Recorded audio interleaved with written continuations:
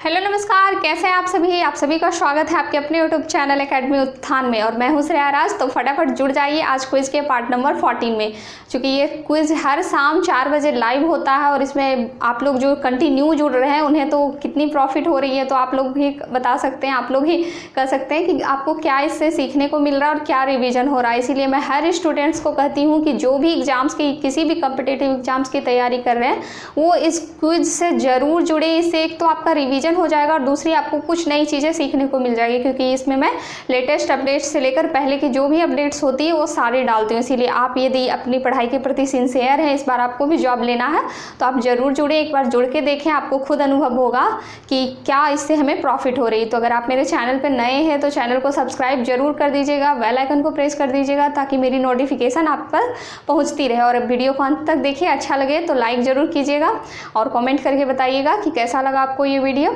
और आप लोग भी फटाफट साथ में आंसर दीजिएगा। तो चलिए आज जो क्विज़ करने वाले हैं, क्विज़ 14, इसका फर्स्ट क्वेश्चन है। चूँकि मैं 3 क्वेश्चन आपको देती हूँ हर रोज़ होमवर्क, तो पहले यही 3 क्वेश्चन करते हैं। और यदि क्लियर नहीं दिख रहा होगा तो वीडियो क्वालिटी को बढ़ा लीजिएगा, इसकी भी थोड़ी सी प्रॉब्लम होने वाली है।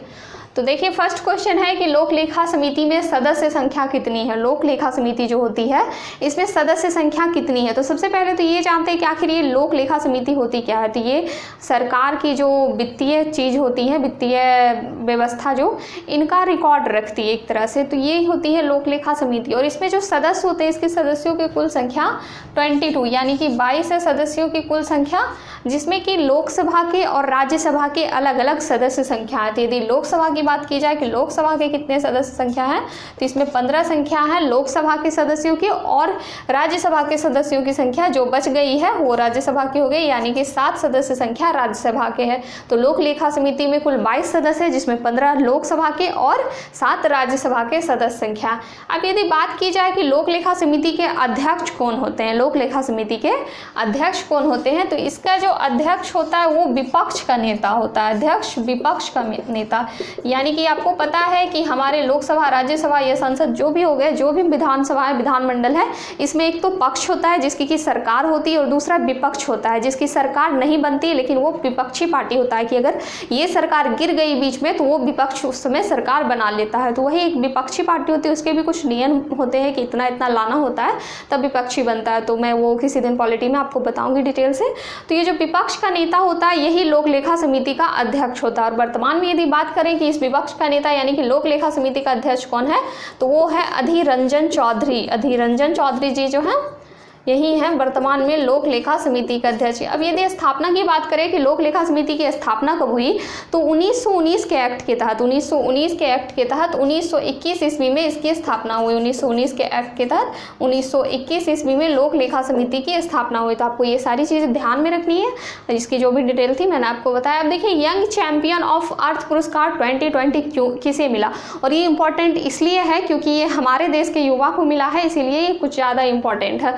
तो यंग चैंपियन ऑफ अर्थ पुरस्कार 2020 किसे मिला, सबसे पहले तो ये जानते हैं कि ये देता कौन है। ये UNEP द्वारा दिया जाता है। UNEP जो एक संस्था है, यूनाइटेड नेशन एनवायरनमेंट प्रोग्राम, संयुक्त राष्ट्र पर्यावरण कार्यक्रम जो UNEP, वो UNEP द्वारा दिया जाता है ये यंग चैंपियन ऑफ अर्थ पुरस्कार। और ये किसे मिला, तो ये विद्युत मोहन को मिला, हमारे देश के विद्युत मोहन को मिला। विद्युत मोहन 7 उद्यमियों को दिया गया। ये 30 वर्ष से कम उम्र के 7 उद्यमियों को दिया गया यंग चैंपियन ऑफ अर्थ पुरस्कार। जो वैसे उद्यमी जिन्होंने कि देश के लिए कुछ ऐसा काम किया, जैसे कि इन्होंने, विद्युत मोहन जी ने क्या किया कि जो पराली जलाया जाता है, यानी कि ये एक पेशे से इंजीनियर है, लेकिन आपने देखा होगा कि आजकल खेतों में फसल की कटाई के लिए हार्वेस्टर का यूज करते हैं।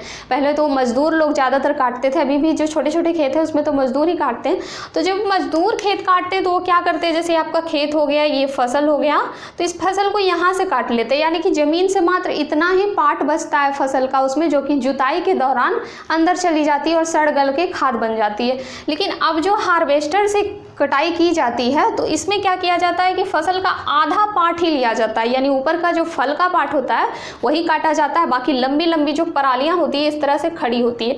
अब इन परालियों को चुनना किसानों के लिए मुश्किल होता है, जिसकी वजह से वो क्या करते हैं कि इसमें आग लगा देते हैं, खेतों में आग लगा देते हैं। और आग लगाने से बहुत हानि होती है। एक तो उससे ये डर होता है कि आसपास जो फसल लगे हुए हैं उनके जलने की संभावना होती है, क्योंकि गाँव में ज़्यादातर घर घास फूस जिसे आप कहते हैं तो उनके बने होते हैं, तो उनके जलने की संभावना होती है। और इसके साथ ही जो खेत की उर्वरा शक्ति होती है, मिट्टी की जो उर्वरा शक्ति होती है वो उर्वरा शक्ति नष्ट हो जाती है। तो इसी के लिए जागरूकता फैलाया विद्युत मोहन ने कि किसानों के द्वारा ऐसा ना करें, बल्कि उसका सही यूज, यानी कि उसका कहाँ यूज किया जाए, कहाँ उससे कंपोस्ट बनाया जाए, इस अभियान की ओर इन्होंने कदम बढ़ाया। एक इस पे आया था निबंध लिखने के लिए भी, पराली को नहीं जला के उसका क्या यूज किया जा सकता है। मैंने भी पार्टिसिपेट किया था तो टॉप 10 के अंदर आई थी, तो सर्टिफिकेट लेने भी बुलाया गया, लेकिन मैं नहीं गई। लॉकडाउन में एक तो गाड़ी रिजर्व करके जाने में जितना मिलेगा नहीं उससे ज़्यादा खर्च हो जाएगा, तो मैं नहीं गई थी लाने।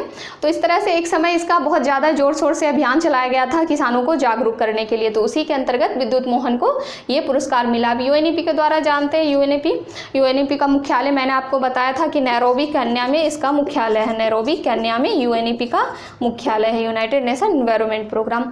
अब देखिए रिपोर्टिंग इंडिया के लेखक कौन है। रिपोर्टिंग इंडिया के लेखक के बारे में पूछा जा रहा है, तो रिपोर्टिंग इंडिया के जो लेखक हैं ये प्रेम प्रकाश है। रिपोर्टिंग इंडिया के लेखक प्रेम प्रकाश है। और इस रिपोर्टिंग इंडिया में भारत की आज़ादी से लेकर अभी तक के सारे रिकॉर्ड्स हैं। इस रिपोर्टिंग इंडिया पुस्तक में आज़ादी से लेकर अभी तक के जो भी रिकॉर्ड्स हैं, अभी तक के वो रिकॉर्ड्स इस बुक में है। और इसे हाल ही में विदेश मंत्री एस जयशंकर द्वारा लॉन्च किया गया है। विदेश मंत्री जो हमारे एस जयशंकर जी हैं उनके द्वारा इसे लॉन्च किया गया इस पुस्तक को।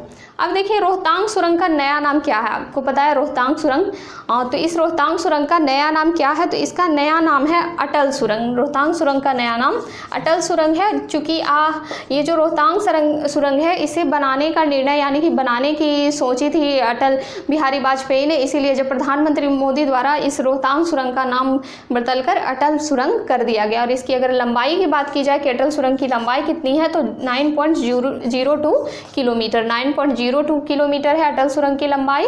और यदि इसकी बात की जाए कि ये कहाँ से कहाँ तक है, तो ये मनाली से लेह को जोड़ता है, मनाली से लेह को जोड़ता है ये अटल सुरंग मनाली से लेह को जोड़ता है। इसका पहला नाम रोहतांग सुरंग था। अब देखिए 100% एलपीजी गैस कनेक्शन वाला राज्य कौन है, आप लोग फटाफट बताइएगा कि 100% एलपीजी गैस कनेक्शन वाला राज्य कौन सा बन गया, जहाँ की 100% LPG gas, liquefied petroleum gas इसका फुल फॉर्म होता है। तो कौन सा राज्य है, तो ये राज्य है हिमाचल प्रदेश। हिमाचल प्रदेश में 100% एलपीजी गैस कनेक्शन पहुंच चुका है, हिमाचल प्रदेश है ये राज्य। हिमाचल प्रदेश इसके अलावा एक और चीज़ के लिए फेमस है, हींग की खेती के लिए। आपको पता होगा कि हींग की खेती सबसे पहले हिमाचल प्रदेश में की गई, हींग की खेती हिमाचल प्रदेश में सबसे पहले की गई। इसके अलावा देखिए पिनघाटी नेशनल पार्क है हिमाचल प्रदेश में, आपको पता होगा पिनघाटी नेशनल पार्क हिमाचल प्रदेश में है। और ई पुरस्कार, ई पंचायत पुरस्कार, एक पुरस्कार है ई पंचायत जो कि पंचायतों में अच्छे काम के लिए दिया जाता है। तो ये जो ई पंचायत पुरस्कार है ये भी हिमाचल प्रदेश को ही मिला है, ई पंचायत पुरस्कार भी हिमाचल प्रदेश को मिला। तो आपको याद रखना है 100% LPG gas connection Himachal Pradesh, हींग की खेती सबसे पहले हिमाचल प्रदेश, पिनघाटी नेशनल पार्क हिमाचल प्रदेश और ई पंचायत पुरस्कार भी हिमाचल प्रदेश को ही मिला है। अब देखिए ये लेटेस्ट का क्वेश्चन है, 24वां हुनर हाट का आयोजन कहाँ हुआ। 24वां हुनर हाट जो था इसका आयोजन कहाँ किया गया, तो इसका आयोजन जो हुआ ये हुआ लखनऊ यूपी में। लखनऊ यूपी में 24वां हुनर हाट का उद्घाटन किया गया। ये क्यों किया गया, इसमें क्या है मैं आपको बताती हूँ। तो ये सबसे पहले तो अल्पसंख्यक मंत्रालय जो है अल्पसंख्यक मंत्रालय द्वारा किया गया, क्योंकि एग्जाम में क्वेश्चन ये भी आते हैं कि ये किस मंत्रालय द्वारा किया गया। तो अल्पसंख्यक मंत्रालय द्वारा 24वां हुनर हाट का उद्घाटन यूपी में किया गया। और इसके जो मंत्री हैं वो अब्बास नकवी जी हैं, अल्पसंख्यक आयोग के जो मंत्री, आप ये भी ध्यान में रख सकते हैं, अब्बास नकवी अल्पसंख्यक आयोग के मंत्री। और इसमें क्या है कि स्वदेशी वस्तुओं की बिक्री पे बल देना, यानी कि हमारे जो खुद के देश में बनी हुई वस्तुएं हैं उन वस्तुओं को बेचने पर बल दिया गया। और इस स्वदेशी वस्तु, और इसकी एक थीम है, थीम भी आपको ध्यान में रखना है, इसकी थीम है local for vocal, local for vocal, आप ध्यान में रखेंगे लोकल फॉर वोकल इसकी थीम है। तो आपको यहाँ से ये सारी चीज़ें इसमें याद रखना है। 24वां हुनर हाट अल्पसंख्यक मंत्रालय द्वारा शुरू की गई और ये यूपी लखनऊ में हुआ। अब देखिए कोरोना वायरस का पहला टीका किसे लगा। आपको पता है कि अभी कोविड है, कोविड से रिलेटेड तो क्वेश्चन आने ही आने हैं, तो मैं फिर से एक बार रिपीट कर देती हूँ। चीन के वुहान शहर से आया हमारे देश में कोरोना, और सबसे पहले जो कोरोना के केस मिले हैं वो केरल में मिले हैं, लेकिन सबसे पहले जो मौतें हुई है वो कर्नाटक में हुई है। तो इन दोनों चीज़ों में आपको कन्फ्यूज नहीं होना है, ध्यान रखना है। अब देखिए जब कोरोना वायरस के लिए वैक्सीन आया तो ये वैक्सीन सबसे पहले किसे लगाया, तो ये सबसे पहले वैक्सीन लगाया गया मनीष कुमार को। मनीष कुमार को ये वैक्सीन सबसे पहले लगाया, और ये मनीष कुमार दिल्ली एम्स में सफाई कर्मी के पद पे कार्य कर रहे थे, यानी कि दिल्ली के जो एम्स थे उस एम्स में सफाई कर्मी थे ये मनीष कुमार। इसे ही कोरोना का पहला टीका लगा। 16 जनवरी से कोरोना टीका का प्रारंभ हुआ, 16 जनवरी से कोरोना टीका देना प्रारंभ हुआ, जिसमें कि इन्हें मिला। और आपको ये पता है, मैं बताई थी कि 2 जो कंपनियां हैं उन दोनों कंपनियों के वैक्सीन को मंजूरी मिली, जिनमें कि एक कोवैक्सीन और एक कोविशील्ड। तो लिख देती हूँ यहाँ पे, कोवैक्सीन जो है ये किस कंपनी के द्वारा बनाई गई, तो कोवैक्सीन जो बनाई गई ये भारत बायोटेक कंपनी, हैदराबाद की जो कंपनी है भारत बायोटेक, उसके द्वारा बनाई गई। जबकि ये कोविशील्ड वैक्सीन की अगर बात करें तो कोविशील्ड वैक्सीन जो है ये बनाई गई serum institute Pune, serum institute जो पुणे में है उनके द्वारा बनाई गई। तो आप ये दोनों चीज़ों को भी ध्यान में रखेंगे। अब देखिए किस देश की सरकार ने चाइल्ड केयर सब्सिडी को लेकर इस्तीफा दे दिया। किस देश की सरकार ने, चाइल्ड केयर सब्सिडी में एक घोटाला हुआ, एक मुद्दा छोटा सा हुआ, बहुत ज़्यादा तो नहीं, हमारे देश में तो बड़े बड़े मुद्दे हो जाते हैं, लेकिन ये विदेश की कहानी है। तो छोटा सा एक मुद्दा हुआ चाइल्ड केयर सब्सिडी को लेकर, और उसमें वहाँ की सरकार, वहाँ की जो सरकार थे और उनके सहयोगी, उन्होंने इस्तीफा दे दिया। तो ये दिया नीदरलैंड के प्रधानमंत्री मार्क रूटे ने। नीदरलैंड के प्रधानमंत्री जो मार्क रूटे थे उन्होंने अपने सिर इसकी जिम्मेवारी ली, और मार्क रूटे ने स्केच से अगर दिख नहीं रहा होगा तो आप सुन के मैनेज कर लीजिएगा, इंक की थोड़ी प्रॉब्लम हो गई है। तो ये जो नीदरलैंड के पीएम थे मार्क रूटे, इन्होंने इस्तीफा दे दिया वहाँ चाइल्ड केयर के सब्सिडी को लेकर, लेकिन फिर जब चुनाव हुआ तो दोबारा इन्हें प्रधानमंत्री बनाया गया। और नीदरलैंड, हॉलैंड जिसे आप कहते हैं, नीदरलैंड में ही द हैग में अंतर्राष्ट्रीय न्यायालय का मुख्यालय होगा, आपको पता है। और उसके बाद इसमें नीदरलैंड की अगर बात की जाए कि इसकी राजधानी क्या है, तो आप इसे भी ध्यान में रखिएगा, इसकी राजधानी एम्स्टर्डम है, इसकी राजधानी एम्स्टर्डम है, नीदरलैंड की राजधानी। अब देखिए क्वेश्चन है, पेरिस समझौता COP21 कब हुआ। पेरिस समझौता आपको पता है कि तापमान वृद्धि को लेकर ये समझौता किया जाता है कि किस तरह से तापमान वृद्धि को कम किया जाए। तो ये जो COP21 है ये कब हुआ, तो ये हुआ 2015 ईस्वी को, 2015 ईस्वी को COP21 समझौता हुआ। और इसमें क्या है कि भारत ने कहा कि जो कार्बन उत्सर्जन होता है हमारे देश से, जो कार्बन उत्सर्जन होता है वो 2030 तक 33 से 35% कम कर दी जाएगी। यानी भारत का कहना है कि 2030 तक हम 33 से 35% कार्बन का उत्सर्जन कम कर देंगे। और ये COP21 हुआ है 2015 ईस्वी में। इसमें से जब अमेरिका के राष्ट्रपति जो डोनाल्ड ट्रंप थे तो इस COP21 से, यानी कि इस पेरिस समझौता से बाहर हो गए थे, लेकिन फिर जब जो बाइडेन बने तो वो दोबारा इसमें शामिल हो गए हैं। तो इसमें अगर एक क्वेश्चन अभी आ जाए कि जो 2020 में हुआ COP26 जिसे कहते हैं, ये कहाँ हुआ, तो ये ग्लासगो में हुआ। ये आपको ध्यान में रखना है, ग्लासगो में हुआ है COP26, और COP जो 21 था ये 2015 में हुआ है पेरिस समझौता। अब देखिए आसियान की स्थापना कब हुई। आसियान की स्थापना के बारे में हम जानते हैं, तो 8 अगस्त 1966 ईस्वी को, 8 अगस्त 1966 ईस्वी को बैंकॉक जो है, 8 अगस्त 1966 ईस्वी में बैंकॉक की राजधानी थाईलैंड, वहीं पे थाईलैंड में ही आसियान की स्थापना हुई 8 अगस्त 1967 ईस्वी में। और यदि इसके मेंबर की बात पूछी जाए तो उस समय तो चूंकि 5 देश ने मिलकर इसकी स्थापना की थी, जिसमें कि फिनलैंड थे, थाईलैंड थे, मलेशिया, सिंगापुर, तो 5 देश ने मिलकर इसकी स्थापना की। लेकिन वर्तमान में यदि इसके मेंबर की बात की जाए तो वर्तमान में 10 सदस्य हैं, इनमें बाद में 5 और सदस्य जुड़ गए और भारत इसका तो सदस्य नहीं है। और इसके अगर मुख्यालय की बात की जाए तो मुख्यालय इंडोनेशिया की राजधानी जकार्ता में इसका मुख्यालय है, आसियान का मुख्यालय। और यदि इसके फुल फॉर्म के बारे में बताएं तो association of south east Asian nation, यानी कि साउथ ईस्ट जो नेशन है उन्हीं नेशन का ये संगठन है। तो आपको फुल फॉर्म भी याद रखना है, association of south east Asian nation. अब देखिए पंचायती राज लागू करने वाला पहला राज्य कौन सा है। पंचायती राज लागू करने वाला पहला राज्य, तो देखिए 2 अक्टूबर महात्मा गांधी के जन्म दिवस के दिन, तो 2 अक्टूबर 1959 ईस्वी को जो हमारे प्रधानमंत्री थे जवाहरलाल नेहरू, हमारे प्रधानमंत्री जवाहरलाल नेहरू द्वारा राजस्थान के नागौर जिले से पंचायती राज व्यवस्था को शुरू किया गया, यानी कि लागू किया गया सबसे पहले वहाँ। तो राजस्थान के नागौर जिले में 2 अक्टूबर 1959 को जवाहरलाल नेहरू द्वारा त्रिस्तरीय पंचायती राज व्यवस्था तो जो थी बलवंत राय मेहता समिति के द्वारा, तो उन्हें ही लागू किया गया राजस्थान में। और उसके बाद 73वां संविधान संशोधन 1992 जब हुआ, 73वां संविधान संशोधन 1992 के तहत 1993 ईस्वी में 24 अप्रैल 1993 ईस्वी को इसको संविधान में जोड़ा गया। 24 अप्रैल 1993 ईस्वी को लागू हुआ, संविधान में जोड़ा गया 73वां संविधान संशोधन 1992 के द्वारा। इसीलिए 24 अप्रैल को हम पंचायती राज दिवस के रूप में मनाते हैं। आप इसे भी ध्यान रखेंगे, 24 अप्रैल को पंचायती राज दिवस के रूप में मनाते हैं। भाग 9 में से जोड़ा गया था। अब देखिए इल्बर्ट बिल विवाद किसने लाया, इल्बर्ट बिल किसके द्वारा लाया गया, ये जो बिल था और ये विवाद क्या था। तो सबसे पहले देखते हैं इल्बर्ट बिल लॉर्ड रिपन के द्वारा लाया गया, लॉर्ड रिपन के द्वारा लाया गया।